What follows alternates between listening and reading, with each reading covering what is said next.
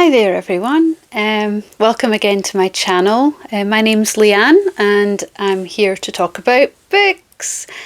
So my plan of action was to diversify my reading and share my joy of the books that I love with everyone else and you guys. So that's what I plan to do, and in my quest to branch out and try different genres and different types of books, as you can see from the title of this video, I've chosen to read a couple of books from another nation. I have chosen some books from Korea, from Koreans authors.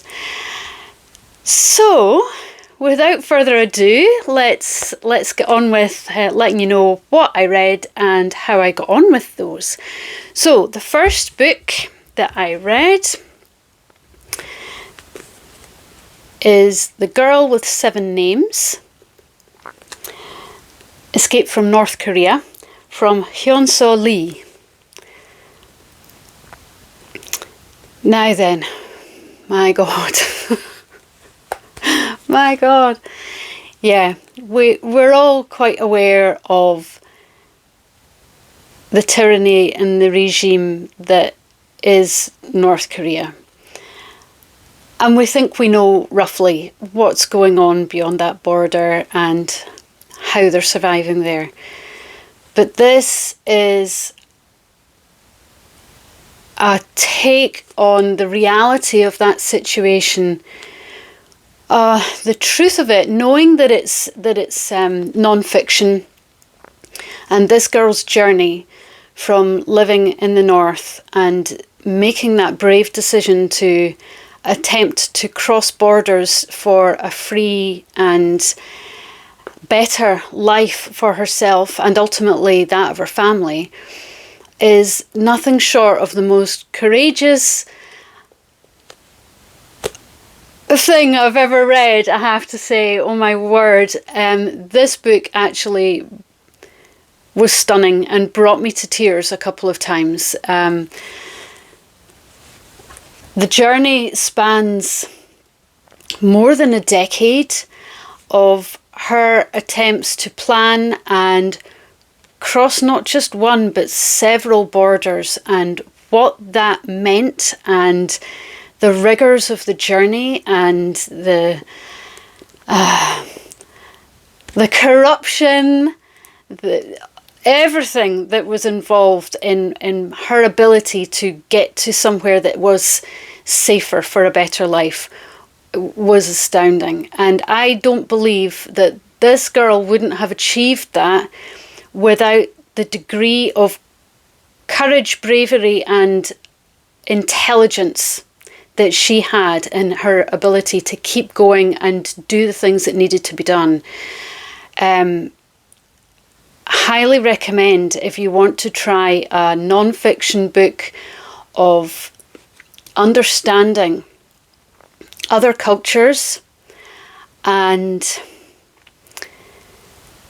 the truth behind the reality of what some people endure in other nations under different governmental structures. It's eye-opening, and I've got nothing but respect for this girl and what she managed to achieve for both herself and her family. Highly recommend.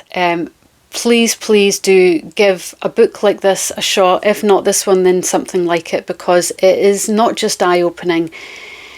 It broadens your understanding of our world. And like I say, even if you think that you understand something, having the detail of things like this is eye-opening. And she includes pages within it of photographs of different things as well to help you understand things, and shows you herself and her family, and it was a very, very good read, and I'm glad that I read it. So that's my first book. To balance that out, to balance that out, I decided to go for a fiction novel from a Korean author that has her story very much based in Korean culture and in South Korea. So what I chose to go with is The God and the Gumiho by Sophie Kim. This book ticked all of my favourite boxes, I swear. So, as I've mentioned before, but you might not know if this is your first time coming to my channel, I very much like romance novels and light fantasy novels. And this is a perfect mashup of them both.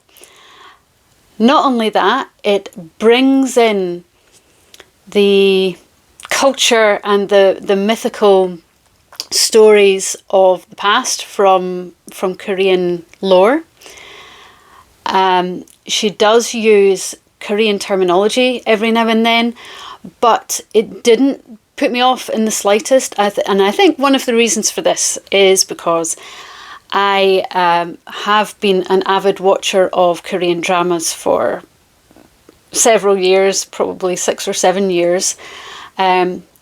Not quite so much now that I've started reading more recently, but yeah, there are many Korean dramas that I have absolutely loved to pieces because they bring the mashup of the elements that I really enjoy, and I don't see that so much in British programming. There's so much greyness and badness and crime dramas and who can get one up on somebody else and corruption, and I've just had enough of that madness. So that is why I turn to Korean dramas that has that diversification of optimism and comedy and things like that. So this story is very, very much along those lines. It is based on the two main protagonists, who neither one of which is human. One is a fallen god, and the other one is a Gumiho. So a Gumiho is a mythical creature from their past lore, which is a 9-tailed fox, and they are magical, and after a period of, I think, 1,000 years, they get the chance to become human if they deal with certain tasks. So these two individuals are brought together and are forced to come together to work together to stop the end of the world. I won't give you too much explanation as to what that involves or who it involves. I don't want to give any spoilers. But there are many mythical creatures and monsters and magical creatures, but not in a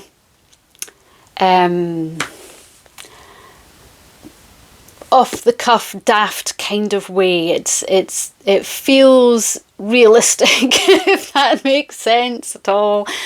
I absolutely loved it. It had the balance of taking a really dark tale of a monster running rampant and killing and murder in a quite a gruesome sense, in the true Korean drama type of style, balancing that up with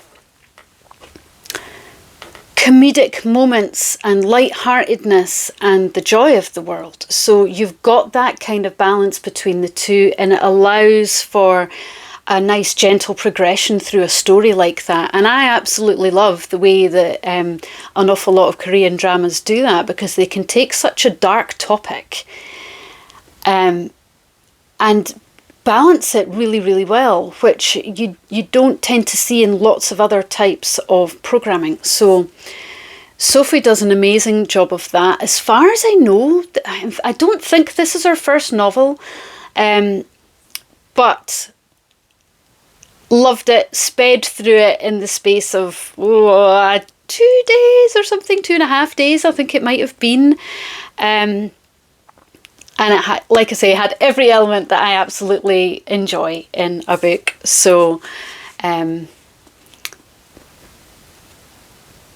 yeah, recommend this one as well. I'm so glad I took this journey into the Korean culture and the Korean writing, because I have not been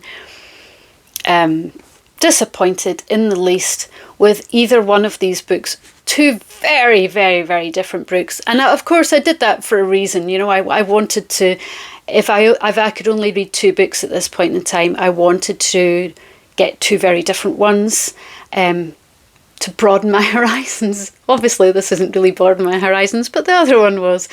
But I really enjoyed them in very, very different ways. But I would absolutely recommend both of these books. So again, thank you so much for joining me today. If you guys are interested in that type of aspect of me dealing with international authors every now and then, I think I might do that, because that's kind of something that appeals to me. I'll do my own reading, and then maybe once a month or something I'll take another nation and another culture and have a read through a couple of books from different places and take you on that journey. Hopefully you'll enjoy that with me. So again, thanks so much for joining me today. I hope you've enjoyed the video, and I very, very much look forward to welcoming you again next week if you care to join me. Thanks again, and I'll see you soon.